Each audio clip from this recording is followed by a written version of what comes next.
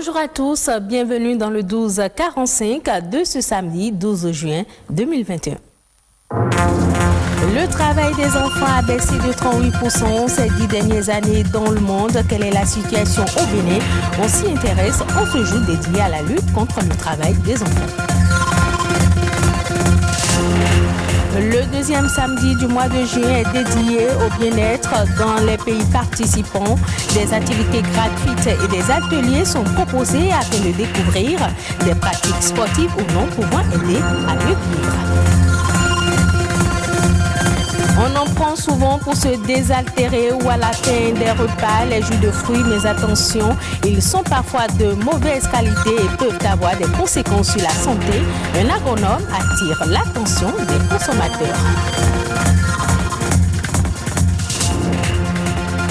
Un enfant béninois sur 3 est en situation de travail malgré les efforts qui sont faits dans le domaine. Dans le monde, le travail des enfants a baissé de 38% ces 10 dernières années. Cependant, des millions d'enfants sont encore touchés. Une situation aggravée par la pandémie de Covid-19. Alors, quelle est la situation au Bénin?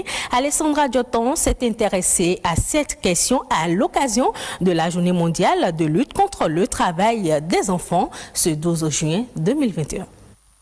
Le terme « travail des enfants », selon des références au plan international, est défini comme un travail qui prive les enfants de leur enfance, de leur potentialité, de leur dignité et qui nuit à leur développement physique et mental. La pratique est observée dans plusieurs pays, dont le nôtre. Quand on considère les chiffres en 2014, il y a eu des progrès significatifs. De 2014 à maintenant, la tendance était de 52,5%. Actuellement, nous sommes à 33%. Plus de la moitié de cet effectif est actif au niveau du secteur primaire, dans l'agriculture, l'élevage, etc. Vous avez beaucoup d'enfants qui sont là, tout simplement parce que c'est des activités, disons, traditionnelles, pour lesquelles les parents ont pris l'habitude, de façon séculaire, n'est-ce pas, de se faire accompagner de leurs enfants et de se faire aider par leurs enfants. Vous paraissez un extraterrestre quand vous tombez dans certains milieux et vous dites aux gens que l'enfant ne doit pas conduire les bœufs au pâturage, par exemple. Autres endroits où l'on retrouve également beaucoup d'enfants, c'est dans les marchés et les restaurants. Une situation bien assez triste. Ça me chagrine beaucoup. Ça me chagrine parce que je suis un enfant aussi. Et je juge que ces enfants ne connaissent pas le droit. Il y a aussi certains parents qui sont modestes, qui sont dans des situations qui ne leur permettent pas de respecter certains droits des enfants. Anaël, 15 ans, est membre de l'ANASEB, l'Association nationale des conseils d'enfants du Bénin. Eudine l'est également. Les deux adolescentes condamnent le phénomène. Si vous posez la question à beaucoup de gens, ils vont vous dire de sensibiliser. Mais selon moi, seulement la sensibilisation ne peut pas arrêter ce fléau. En sensibilisant, il faut en même temps appliquer les tests de notre nation qui interdit cela. Le travail des enfants perpétue en effet le cercle vicieux de la pauvreté car il empêche ceux-ci d'acquérir les compétences et l'éducation nécessaires pour améliorer leur avenir. Il constitue une violation de leurs droits fondamentaux. Qu'au plan national, la pauvreté des parents et l'ignorance des tests sont à première vue les principales causes selon cet acteur de la société civile. Vous allez voir les enfants même en moins de 10 ans sur le chantier. Et quand vous allez demander, questionner ce patron-là, c'est comme si lui il est en train de résoudre un autre problème, il est en train d'aider la famille de cet enfant-là. Est-ce que ce patron-là a l'information qu'avant qu'un enfant doit entrer en apprentissage, au moins il faut que cet enfant ait 14 ans? 2025 est l'échéance butoir d'élimination effective du travail des enfants dans les nations du monde. Un engagement auquel le Bénin est lié car ayant souscrit aux objectifs de développement durable ODD. Merci à vous Alessandra Dioton. Ce 12 juin marque également le 10e anniversaire de la journée mondiale du bien-être, un jour dédié à la santé physique et psychologique des personnes à travers le monde. Des événements sont organisés autour du bien-être. Cette année, le thème de la journée mondiale du bien-être est la protection de notre santé mentale pendant et après la pandémie. Ensuite, Il est connu dans le monde anglo-saxon sous le nom de Global Wellness Day. Le bien-être est une sensation agréable procurée par la satisfaction de besoins physiques, l'absence de soucis. S'octroyer une journée pour faire le vide dans la tête et oublier tous les problèmes auxquels nous faisons face quotidiennement, c'est cette manière de voir les choses qui a inspiré Belgin Aksoy, directrice de création du groupe Richmond International, à créer en 2012 une journée de célébration des activités qui participent à maintenir notre santé, notre vitalité et notre sérénité. Le bien-être est souvent associé à la satisfaction des besoins du corps et de l'esprit. Pour les spécialistes, le mieux-être, c'est l'occasion de mieux réfléchir sur les modifications corporelles, les changements psychologiques et sociaux qui sont au cœur de la recherche médicale. Plusieurs pays adhèrent à cette cause et partout dans les pays participants, des activités gratuites et des ateliers sont proposés afin de découvrir des pratiques sportives ou non pouvant aider à mieux vivre. De nombreux centres de bien-être proposent aujourd'hui des moments de relaxation grâce à des ateliers d'initiation au yoga ou de méditation, des randonnées en pleine nature et même des conseils de nutrition et de beauté.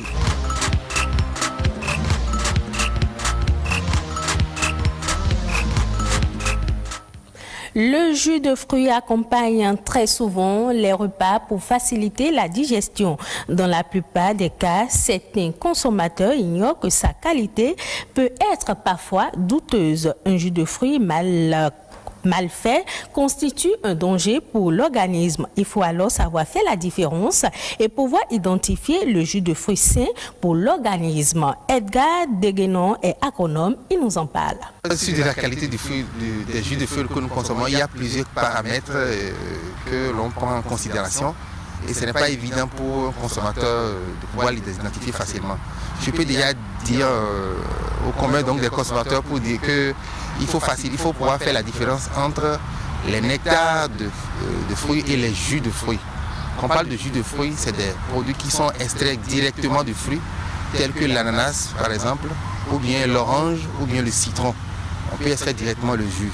Mais les nectars, les industriels généralement dans la grande distribution partent donc de la purée du fruit ou bien de la pulpe auquel ils ajoutent de l'eau suffisamment, du sucre, des arômes pour pouvoir augmenter largement donc leur marge bénéficiaire. Donc il faut pouvoir faire cette distinction-là et surtout ceux qui demandent à acheter des jus beaucoup moins chers sur le marché, ce n'est pas des jus qu'ils consomment mais c'est plutôt des nectars qui sont rallongés qu'ils consomment. Dans les procédés donc de conservation, au-delà donc de la transformation, il faut prendre des dispositions pour quand même que le jus soit conservé pour une durée plus ou moins longue. Et il y a ce que nous appelons les additifs alimentaires. Dans la catégorie des additifs, il y a plus d'une centaine d'additifs alimentaires qui sont utilisés dans le monde entier. Et pendant les centaines-là, il y a à peine une quinzaine qui sont réputés ou bien qui sont reconnus non nocifs pour la santé. Mais en absence donc de contrôle sur le marché, les gens utilisent un peu de tout. Il y a même des additifs qui sont cancérogènes pour l'organisme que les gens utilisent quand même. Et il faut faire attention à tout cela pour que dans ce que nous consommons, on n'introduit pas certaines qui sont très nocives pour notre santé. Mais entre autres choses, il faut faire analyser donc ces produits au laboratoire central, passer également par l'ABSSA au niveau du Bénin, qui est l'agence donc qui est accréditée en la matière. Et c'est au vu des analyses que vous faites sur vos produits et qu'on peut vous délivrer un certificat pour dire que vos produits sont conformes pour pouvoir être introduits dans la consommation. Ça veut dire que ces produits-là, on vérifie donc l'innocuité pour dire que ces produits ne peuvent pas nuire à la santé. Voyons maintenant la compilation des autres faits marquants de l'actualité nationale. C'est dans la Nation. En bref, elle porte la signature de Amandine Anyamboussou.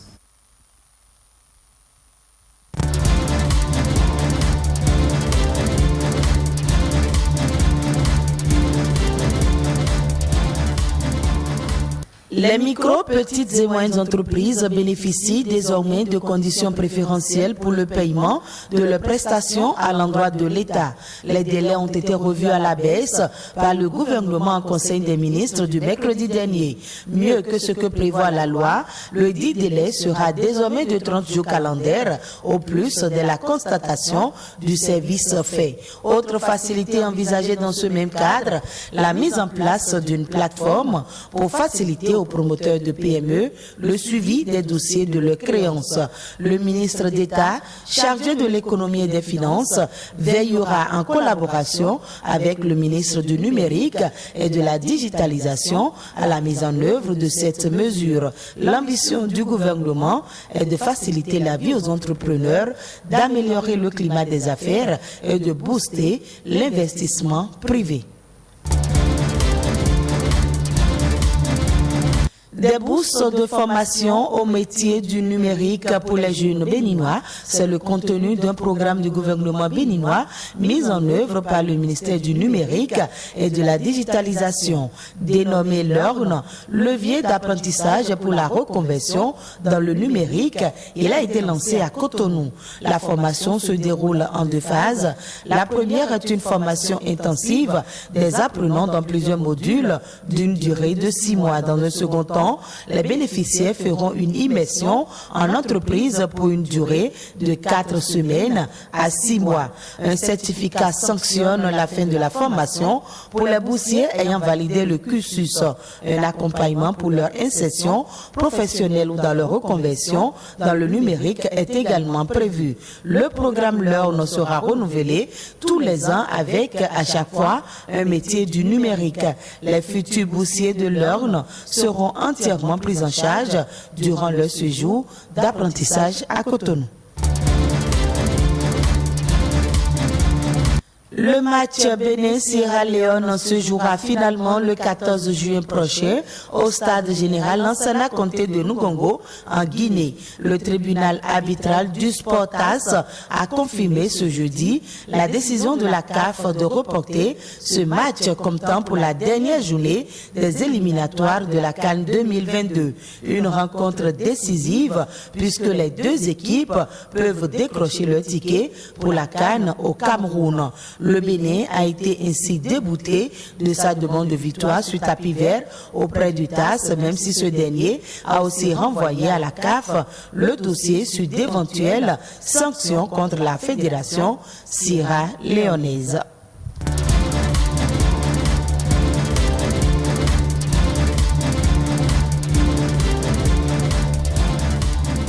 En Côte d'Ivoire, la 6e édition du Salon international de l'agriculture et des ressources animales d'Abidjan-Sara aura finalement lieu du 25 novembre au 4 décembre 2022. Le gouvernement ivoirien se justifie par les retards accusés dans la construction du parc des expositions sur l'espace devant accueillir la manifestation en raison de la pandémie de coronavirus.